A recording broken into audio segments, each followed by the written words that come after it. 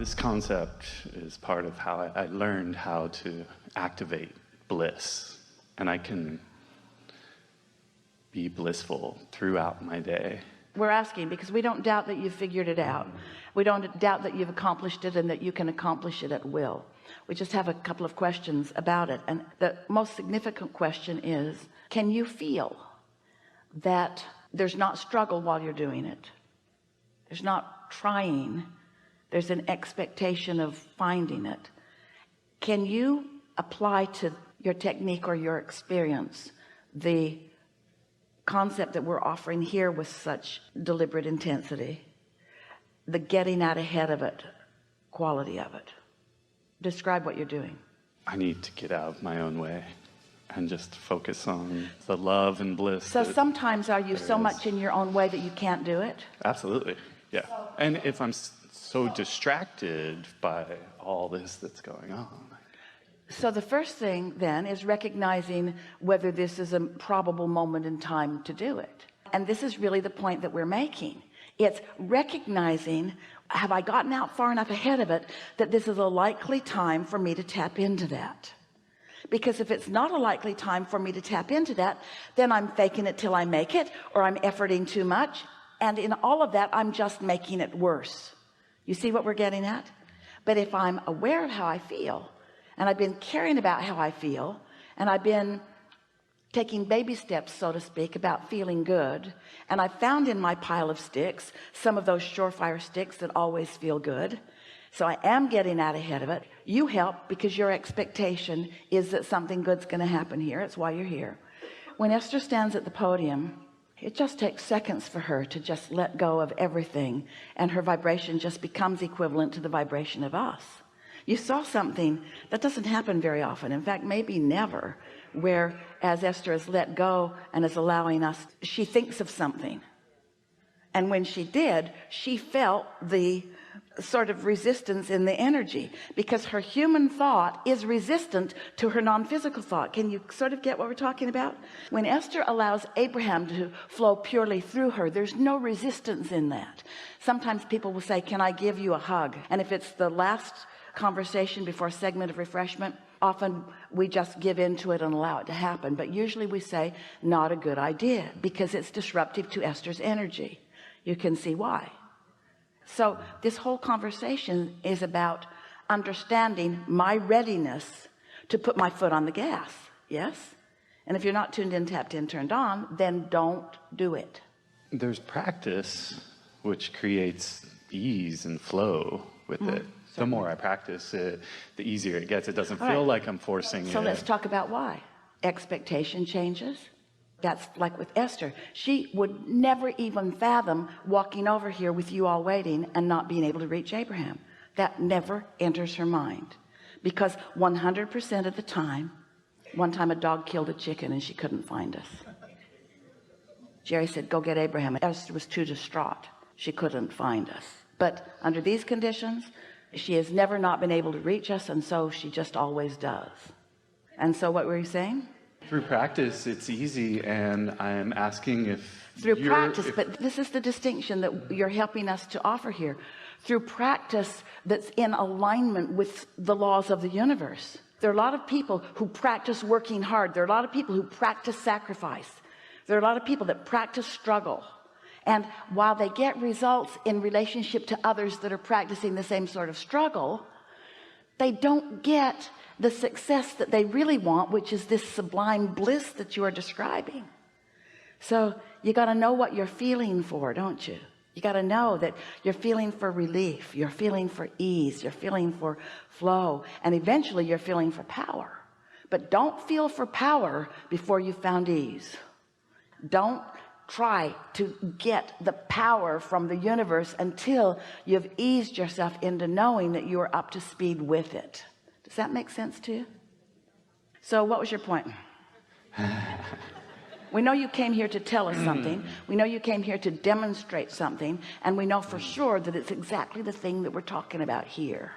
Would you suggest to me to continue easing into bliss and enjoying the F out of it and get out of my own way and just observe what happens through my intentional desire to be happy. Absolutely, that is our message, and this is why.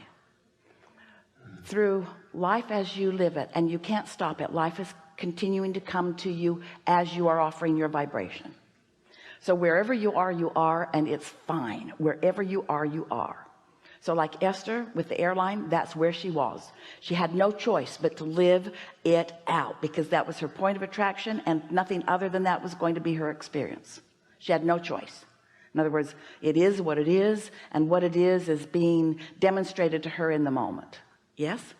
So in that contrasting experience, knowing what you don't want, you know what you do want. So you're refining all kinds of things. Esther knows she wants a better gate situation, and Esther knows that she intends to listen to her guidance more fully. In other words, all kinds of really rich new intentions were born out of that contrasting experience. So her vortex expanded, and source energy is all over it, and her experience is more now than it would have been if she had not had that experience, or more now than if you had not had that mother who has that dysfunction, or more now than if you hadn't lived. In other words, whatever you're living has caused an escalation, an evolution of your vortex. So step 1, step 2, and source is all over that. Now step 3 is you got to find some way of not resisting that. So trying too hard resists that. It makes that bigger. If you keep up the struggle, then you keep asking for more, and the more gets bigger, and you get called in a stronger way. But if you keep living life pretty much the same way and asking for more, and then not adjusting your vibration upward by meditation and bliss and lists of positive aspects and rampages of appreciation and quieting your mind, if you're not doing any of those things that allow your vibration to raise, you're just asking for more and more and more, then you're just increasing the tension on your tug of war, you see, until eventually some really strong desire is born within you that goes something like, I'm just going to give up control, because I don't have any actual physical activity. Bang it into place with my words control.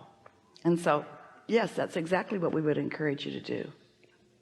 Well, thank you for calling me up here. Do your best to find the best feeling thought that you can find. But beyond that, we've been talking like this for a long time. You could write the books. You are writing the books. You know about this law of attraction thing. But today we're offering you something with greater definition. And that is the power of non-resisted thought. And it's time for the likes of you to cash in your vibrational chips and start utilizing your power.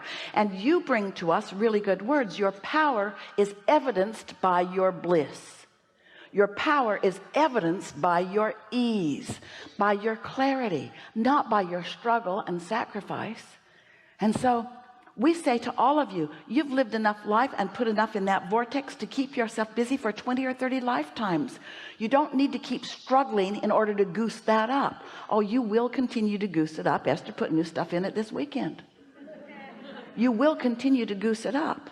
But now your emphasis, if you are wise as you are, is maybe I ought to just chill and stop the struggle and start trusting myself more and let myself be blessed and expect good things to come to me. And when I have thoughts that are contrary to that, do my best to let them go, or at least not let them get a big foothold right now, and just use the power of my ability to focus myself into thoughts like, I love you, or source loves me, or source loves you, or well-being abounds, or there's goodness everywhere, or look at that rainbow, or look at those flowers, or look at that little dog. Any thought that's of interest, any thought that brings pleasure, any thought of satisfaction. Do you know satisfaction comes from only one place? Having an intention or a desire and moving in the direction of it. That's where satisfaction comes from.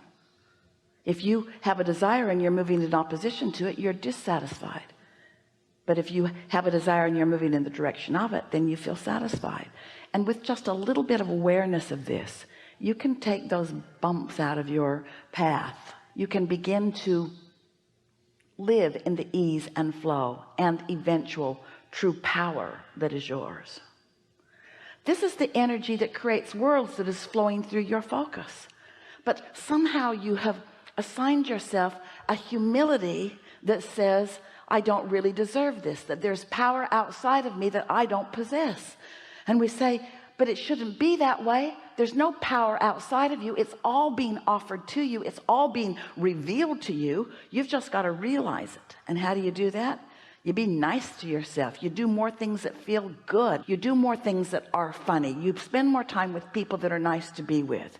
You spend more time by yourself where you just find something of pleasure to enjoy. You read things that feel good to you while you read them. And you listen to music if it makes you feel good for a moment. You dance if it feels good to you to dance. Good. I love you. Yeah. Thank you. Yeah.